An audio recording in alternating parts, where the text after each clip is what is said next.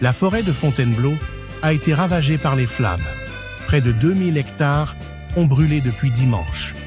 Ce massif forestier, emblématique et fragile, a subi d'importants dégâts lors de cet événement qualifié d'été infernal.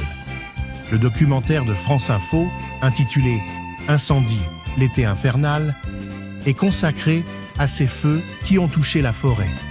Pour plus de détails, retrouvez le documentaire complet sur France Info.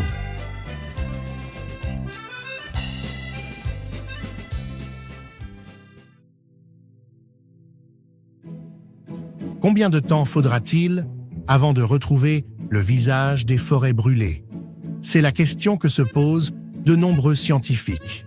Ils se penchent activement sur le futur de nos espaces forestiers, cherchant à comprendre comment préparer au mieux les forêts de demain face aux défis des incendies.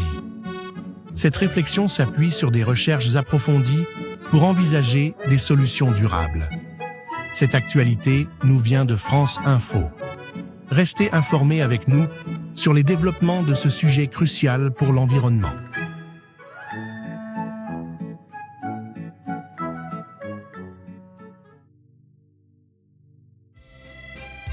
Le Rassemblement national est dans l'attente.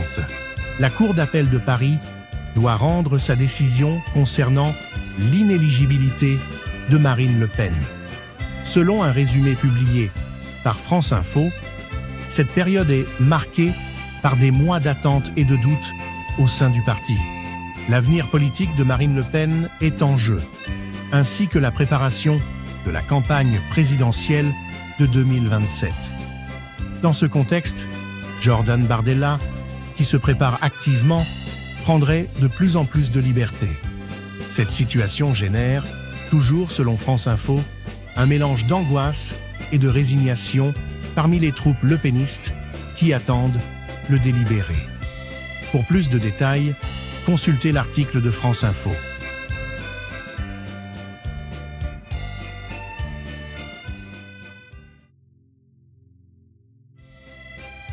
La pire première période de l'ère Didier Deschamps. L'équipe de France a bouclé sa Coupe du Monde sur une défaite face à l'Angleterre lors d'une petite finale complètement folle. Après un début de match cataclysmique, les Bleus ont malgré tout failli refaire leur retard durant un deuxième acte à sens unique. Cette performance, qualifiée de pire de l'ère Deschamps, marque la fin de leur parcours. Les détails de cette rencontre nous viennent de France Info. Restez connectés pour plus d'actualités sportives.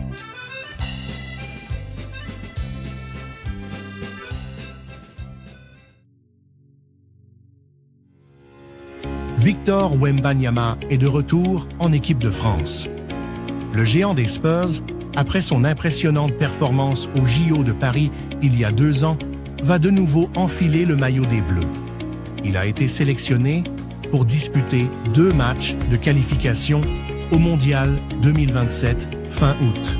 C'est la première fois qu'il rejoint l'équipe de France depuis cette finale olympique. Une excellente nouvelle pour les fans de basket français. Cette information nous vient de France Info.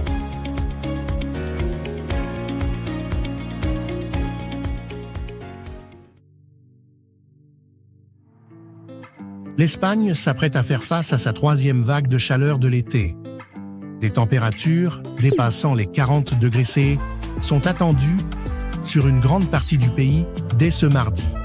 Cette annonce provient de l'Agence météorologique nationale EMET, confirmant un épisode de chaleur intense qui marque cette saison estivale. Restez informés avec Actu France, toujours basé sur des faits vérifiés par France Info. N'oubliez pas de vous abonner pour plus de Reels d'actualité.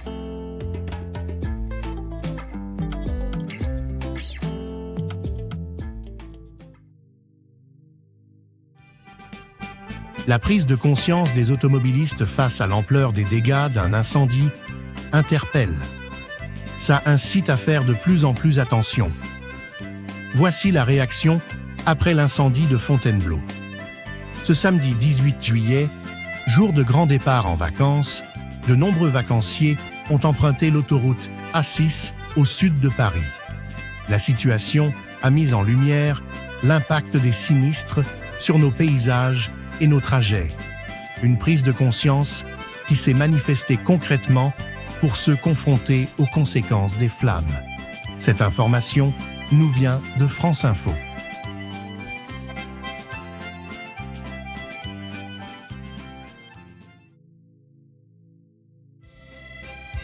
Toutes les productions agricoles françaises sont touchées par la canicule, selon le coprésident de Légumes de France.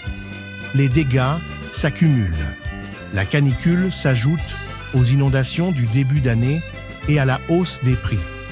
Cette augmentation des prix est liée à la guerre au Moyen-Orient. France Info rapporte cette alerte, soulignant les défis croissants pour le secteur agricole face aux événements climatiques et géopolitiques.